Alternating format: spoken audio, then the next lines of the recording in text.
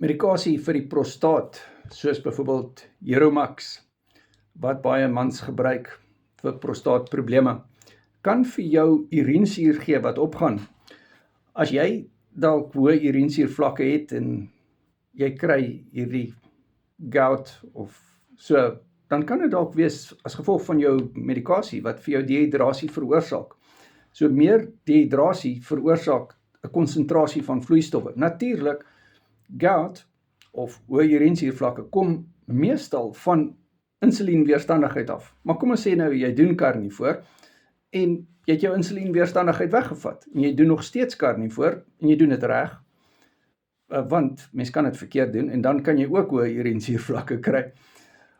Maar kom ons sê jy doen dit nou reg en jy doen dalk coaching en jy het hierdie medikasie wat jy gebruik en jy kry nou skielik hierdie hoë urinesuurvlakke, dan kan dit wees van jou medikasie. Ja, so die realiteit is, doen die beste wat jy kan doen. En natuurlik bespreek dit met jou dokter, dit is waaroor dit gaan. Maar die feit is, mens moet bewus wees van wat die effekte van medikasies is, want medikasies het effekte, dit het nie neeweffekte nie, dit het effekte.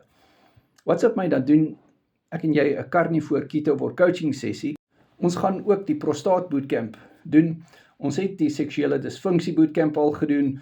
Ons het die hormonale bootcamp al gedoen, die blaas bootcamp en ons het in die verlede al die prostaat bootcamp gedoen, maar ons gaan dit weer doen.